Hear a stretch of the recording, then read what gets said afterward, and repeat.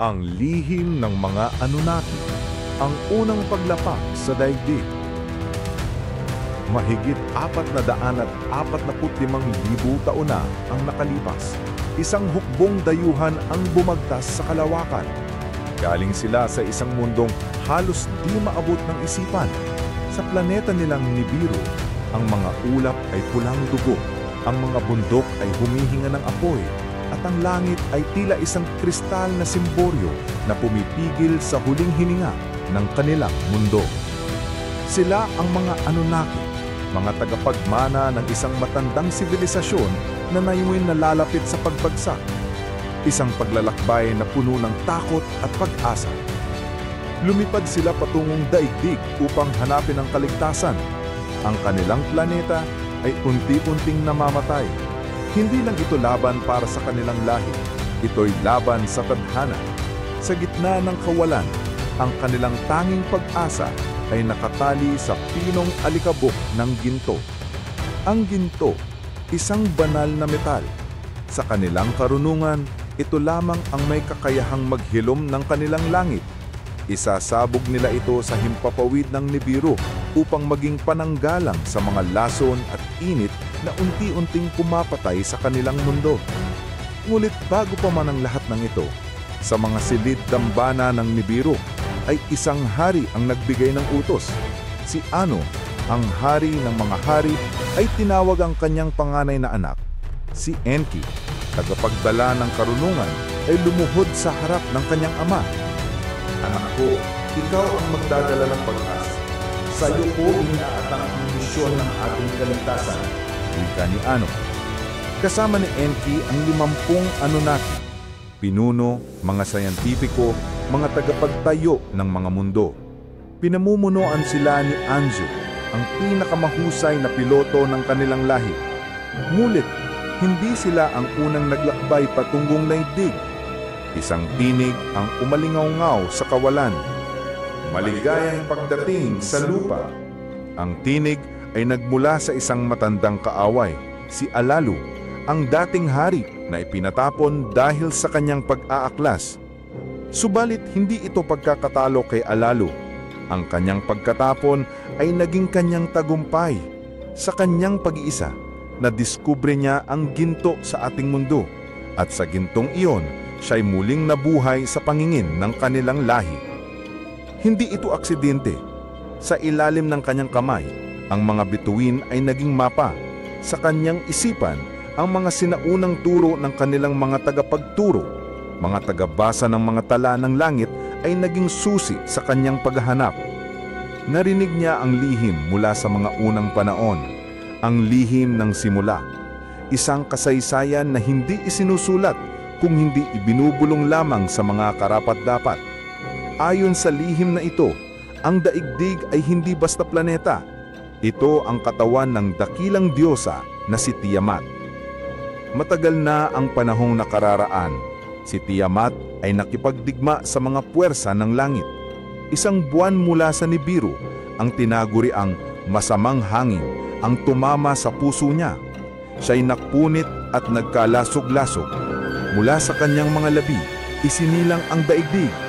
Mula sa kanyang kasamang si Kingo, isinilang ang ating buwan. Ang dugong tumagas mula kay Tiamat ay siyang binhi ng buhay. Isang binhi na dumaloy mula Nibiru patungong daigdig. At ang ginto sa kanyang mga ugat ang naging tanda na ang propesiya ay nagsimula na. Sa unang pagtuntong ng mga Anunnaki sa ating mundo, huminto ang lahat. Ang asul ng langit, ang bango ng hangin, ang katahimikan ng unang hakbang sa lupa. Sa bawat tapak ng kanilang mga paa, isang kasaysayan ang nagsusulat ng sarili nitong tadhana.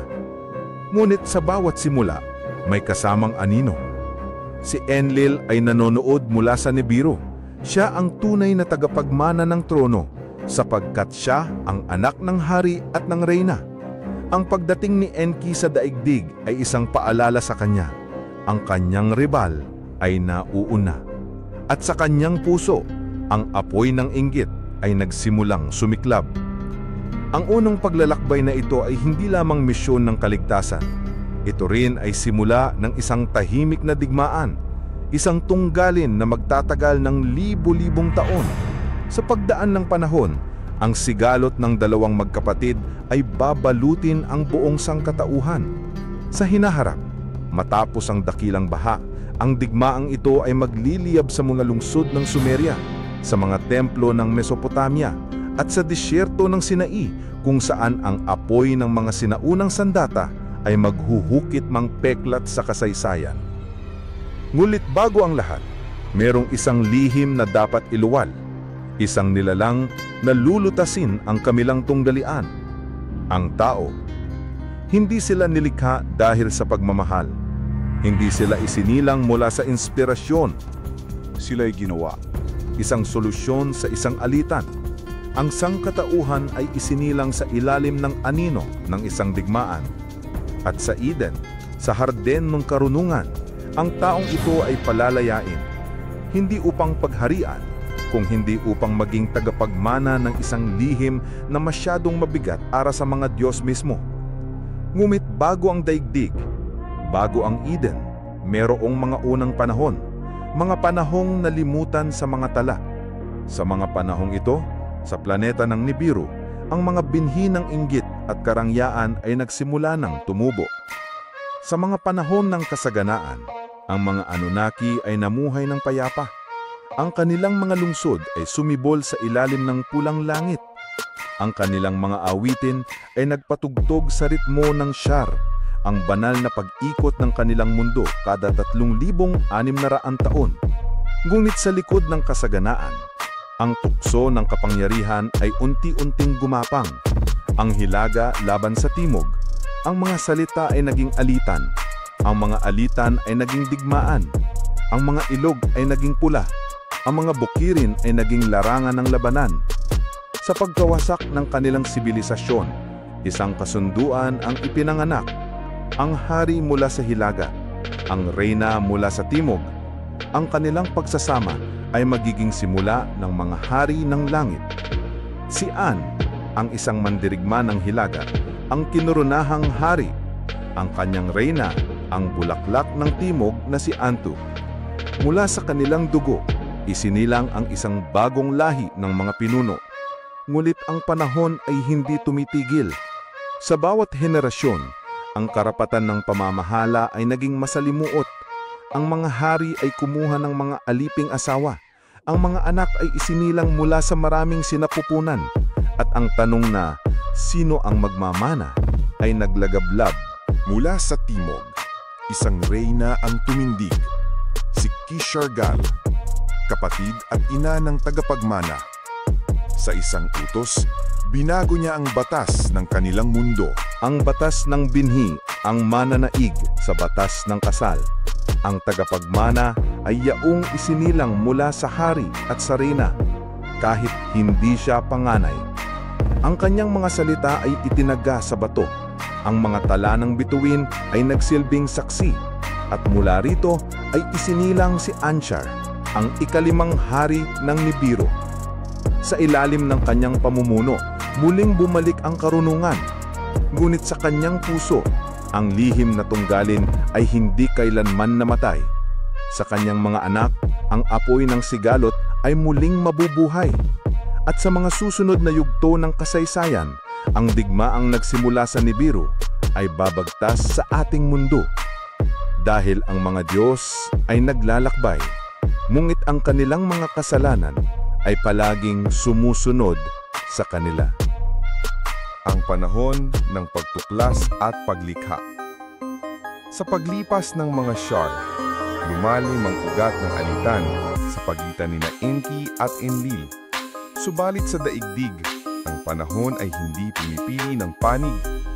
Sa bawat pagsikat ng araw, ang mga Anunnaki ay napipilitang maghanap ng paraan upang maisakatuparan ang kanilang misyon.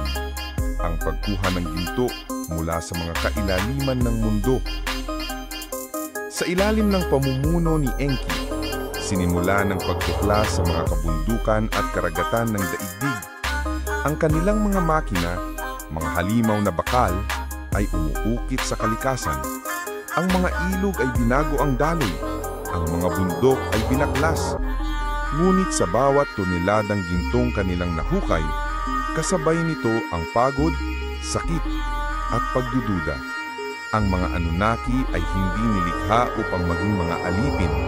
Sila'y mga nilalang mang-agham at sining. Ngunit ngayon, sila'y mga minero. Ang pagod ay lumalim. Ang bulong ng mga reklamo ay naging sigaw ng paghihimagsik. Sa mga lihim na pagpupulong, binigkas ng mga Anunnaki ang kanilang hinaing. Hindi kami isinilang upang maghukay ng mga bituka ng mundong ito. Kami ang mga anak ng Nibiru, hindi mga alipin ng lupa. Narinig ni Enki ang mga sigaw. Sa kanyang puso, naramdaman niya ang bigat ng responsibilidad. Ngunit ang utos ng Nibiru ay malinaw. Kailangang makuha ang ginto. Sa kanyang pag-iisa, sa mga lihim na kuweba ng Eridu, isang ideya ang nabuo. Kung hindi kayang dalhin ang mga Diyos sa layunin, marahil maaaring lumika ng mga nilalang upang gampanan ito. Sa mga sinaunang tabletang clay, isinalarawan ni Enki ang ideya ng lulo, ang pinaghalong nilalang. Kailangan niyang isang nalang na may lakas ng isang hayop, ngunit may utak upang sumunod. Subalit hindi sapat ang kanyang karunungan upang lumikha ng isang ganap na nilalang. Tinawag niya si Ninma, ang dakilang ina, isang siyentipikong bihasa sa paglikha ng buhay. Sa kanilang lihim na pagpupulong, pinag-isipan nila kung paano babaguhin ang isang umiiral na nilalang ng daigdig. Isang nilalang na may anyong halos katulad sa kanila, ngunit kulang ang dunong, ang Homo erectus. Ang proseso ay hindi naging madali. Sa bawat pagsubok, isang kabiguan, mga nilalang na isinilang, ngunit walang diwa. Mga katawan na umabot sa buhay, ngunit walang kaluluwa. Ngunit hindi sumugo si Enki. Sa ika-73 pagsubok, isang bagong nilalang ang bumangon mula sa luwad at dugo. Si Adamo, isang nilalang na may kakayahang matuto, tumanggap ng utos, at higit sa lahat ay magtrabaho. Isang tagapagdala ng bagong yugto sa kasaysayan. Ngunit sa tagumpay na ito ay isang bagong sigalot ang sumiklap. Si Enlil sa kanyang pagdating mula sa Nibiru ay nagalit. Para sa kanya, ang paggawa ng bagong nilalang ay pagsuway sa batas ng kalikasan. Walang sino man ang may karapatang lumikha ng buhay maliban sa dakilang puwersa ng kalahatan. Galit niyang sigaw. Ngunit ang katotohanan ay malinaw. Ang mga lulhu, ang mga unang ao, ay naging susi sa pagkuha ng ginto. Ang kanilang mga kamay ay nagtrabaho sa mga mina. Ang kanilang mga katawan ay nagsilbing tulay upang matupad ang layunin ng mga Diyos. Ngunit sa bawat paggalaw ng kanilang mga kamay, ang isang mas malaking pagbabago ay unti-unting bumubuo. Ang kanilang isip ay nagising. Sa mga anino ng Eridu at Sipar, natuto silang magtanong. Sa ilalim ng mga bituin, natuto silang mangarap. Sa Eden, isang hardin ng kaalaman at buhay, ang mga lulho ay nagsimulang magising sa kanilang sariling katotohanan. Dito ibinunyag ni Enki ang mga kaalamang itinago sa kanila, ang lihim ng mga bituin, ang pagkakaiba ng mabuti at masama. Ngunit si Enlil, bantay ng batas at kaayusan, ay galit na nagpatawag ng pagpupulong. Pinagkalooban mo ng kaalaman ang mga nilalang na nilikha natin upang maging mga manggagawa. Ano ang susunod? Itataas nila ang kanilang sarili sa antas ng mga Diyos? Ang galit ni Enlil ay naging utos ng pagpapatapon. Ang mga lulhu ay pinalayas mula sa Eden, itinabo sa mga tigiging na lupa upang harapin ang buhay na walang gabay. Ngunit sa pagpapatapong na yun ay isang binhi na naitanim, ang binhi ng kalayaan. Sa mga libong taong na lumipas, ang mga anak ng lulhu ay nagkalat sa 4 na sulok ng mundo. Nagdala sila ng apoy, ng wika, ng karunungan. Ngunit sabay nito ay dinala rin nila ang pasanin ng mga Diyos, ang sigalot ng dalawang magkapatid na Anunnaki. Ang daigdig ay naging entablado ng isang dula na matagal nang isinulat sa bituin.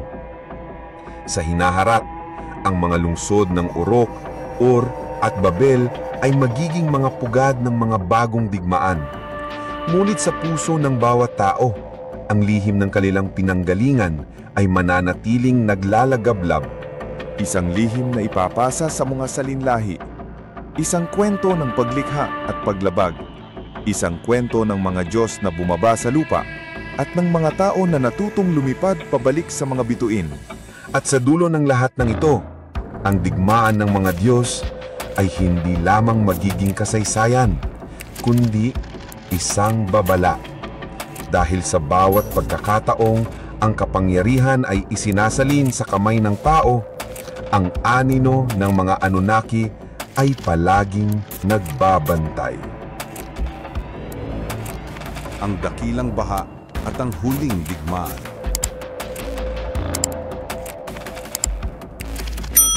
Habang lumalalim ang kaalaman ng mga tao, habang ang kanilang mga kamay ay natutong lumikha ng mga siyudad, templo at wika, ang mga Diyos ay muling nagbalik sa kanilang matandang tunggalian. Si Enlil, ang tagapangalaga ng batas, ay muling nagalit. Sa kanyang paningin, ang mga tao ay muging mapangahas. Nagkaroon sila ng sariling kalooban, sariling paniniwala. Sa mga altar na minsang para lamang sa mga Diyos, ngayon ay pinagtitipunan na rin ng mga mortal. Ito ang kinatatakutan ko, wika ni Enlil sa mga konseho ng Anunnaki. Ang apoy ng kaalaman ay hindi mo mapipigilan. Ngunit ang baha, iyon ay isang kapangyarihang hindi pa nila kayang labanan. Sa gitna ng mga bituin, isang malupit na desisyon ang binitiwan. Ang pagbaha ay hindi isang aksidente. Ito ay isang plano. Habang ang mga lulhu ay abala sa kanilang mga lungsod, ang mga Anunnaki ay nagtalukbong ng katahimikan. Hindi sila nagbabala, hindi sila nagpaalam. Ang pagdating ng dakilang baha ay isang lihim na desisyon na nagbula sa mga langit. Ngunit hindi lahat ng Diyos ay sang-ayon. Si Enki, sa kanyang puso ay nagdala ng pag-aalinlangan. Sa isang lihim na gabi, kanyang tinawag si Ziusudra o ang kilala nating Noah, isang matalinong anak ng lulhu. Sa ilalim ng anino ng mga puno, bumulong si Enki. Gumawa ka ng isang sisidlan, isang arko, dahil ang tubig na magmumula sa langit at dagat ay lilipol sa lahat ng bagay. Ngunit ikaw at ang binhi ng iyong lahi ay dapat mabuhay. Habang ang langit ay unti-unting nagdidilim, habang ang mga dagat ay lumalaki sa galit, itinayo ni Ziusudra ang kanyang arko, at sa pagsapit ng ikapiting araw, bumalot ang tubig sa buong mundo. Ang mga lungsod ng Sumeria ay linamon ng dagat. Ang mga templo ay lumubog. Ang mga sigaw ng mga tao ay lumunod sa alon. Ngunit sa taas ng baha, sa isang sisidlang lumulutang, ang huling binhi ng sangkatauhan ay nakaligtas. Sa pagbaba ng tubig, sa unti-unting pagbabalik ng lupa, ang mga Diyos ay bumaba mula sa kanilang mga barko, ngunit ang mundo ay hindi na katulad ng dati. Ang mga lungsod ay muling itinayo, ang mga tao ay muling nagtipon. Ngunit ang relasyong Diyos at tao ay hindi na kagaya noon. Ang mga Diyos ay naging mga hari. Ang mga tao ay naging mga tagapagtayo ng mga monumento na magsisilbing alaala sa mga panahong ang mga Diyos ay lumalakad pa sa lupa. Ngunit ang sigalot ni Enki at Enlil ay hindi nagwakas. Sa mga desyerto ng Sinai, sa mga burol ng Kanaan, isang huling labanan ang naganap. Hindi ito isang labanan ng espada o palos, kundi isang labanan ng apoy at hangin. Ang mga sandatang mula sa mga bituin ay ibinaba sa mundo. At sa isang araw, ang mga lungsod ay naglaho sa isang kisap mata. Ang hangin ay naging lason. Ang mga lupain ay naging desyerto. Ito ang araw na ang mga Diyos ay muling nagpakawala ng kanilang galit sa isa't isa. Isang digmaang kanilang pinasimulan sa Nibiru at ngayon ay tinatapos sa daigdig. Ngunit sa bawat pagkawasak, may natitirang abo. At sa mga abong iyon, ang sangkatauhan ay muling tumayo. Sa paglipas ng panahon, ang mga kwento ng mga Anunnaki ay naging alamat. Ang kanilang mga pangalan ay naging Diyos-Diyosan. Si Enki ay naging Ea ng Babylonia. Si Enlil ay naging El ng Kanaan. Si Ninma ay naging ina ng lahat ng ina. Ngunit sa puso ng bawat kwento, ang lihim ay nananatili. Tayo ay hindi basta nilikha. Tayo ay bunga ng isang sigalot, isang tunggalian hanggang sa ngayon ay mararamdaman pa rin natin sa ating mga desisyon, sa ating mga ambisyon, sa ating mga paglalakbay. At sa huli, ang kwento ng mga Anunnaki ay hindi lamang kwento ng mga Diyos. Ito ay kwento natin. Ang kwento ng paglalakbay, ng paghanap, ng pagkakamali, at ng pag-asa. Dahil kung ang mga Diyos man ay nagkamali, tayong mga tao ay may kakayahan ding matuto. Hindi upang muling ulitin ang kanilang mga pagkakamali, kundi upang lumikha ng bagong kasaysayan. At sa paglingon natin sa mga bituin, marahil ang tanging tanong na natitira ay, handang-handa na ba tayong magpakatao? Ang lihim ng mga Anunnaki ay ang ating sariling lihim. Ngulit bakit narito tayo? Bakit tayo ang mga tao ay mahalaga sa lahat ng ito? Sa kanyang mga salita ay isinilang ang isang katotohanan. Ang tao ay hindi aksidente. Tayo ay nilikha bilang susunod na tagapaglikha. Pangwakas na pananalita. Sa ating paglalakbay sa pagitan ng mga tala at alamat, isa lamang ang malinaw. Ang ating pinagmulan ay hindi simpleng kasaysayan ng siyensya, ni alamat lamang ng relihiyon. Ito ay isang hinabing tela ng karunungan, sigalot at pag-asa. Ang kwento ng mga Anunnaki ay hindi kwento ng mga Diyos na malayo sa ating pagkatao. Sila ay salamin ng ating sariling kahinaan at lakas. Ang kanilang mga tagumpay at pagkakamali ay patunay na kahit ang mga makapangyarihan ay hindi ligtas sa tukso ng kapangyarihan. At ang mga maliliit ay may kakayahang umangat sa gitna ng unos. Ngayon sa mundong puno ng ingay at teknolohiya, ang mga tanong na iniwan nila ay nananatiling buhay. Saan tayo patutungo? Uulitin ba natin ang siklo ng kasakiman at digmaan? O marunong na ba tayong yakapin ng mga aral ng ating mga ninuno? Mga aral na hindi nakaukit sa mga bato, kundi sa ating sariling puso at isipan. Ang lihim ng mga Anunnaki ay hindi lihim ng mga Diyos. Ito ay lihim ng pagiging tao. Isang paalala na sa bawat paglalakad natin sa ilalim ng mga bituin, dala-dala natin ang kwento ng ating pinagmulan at ang kapangyarihang baguhin ng ating hinaharap. Kung nagustuhan mo ang kwentong ito, huwag kalimutang mag-like, mag-share at mag-subscribe para sa marami pang makasaysayan at documentaryng kwento na gaya nito sa wikang Tagalog. I-follow mo rin ang aming channel para sa susunod na kabanata ng mga kwento.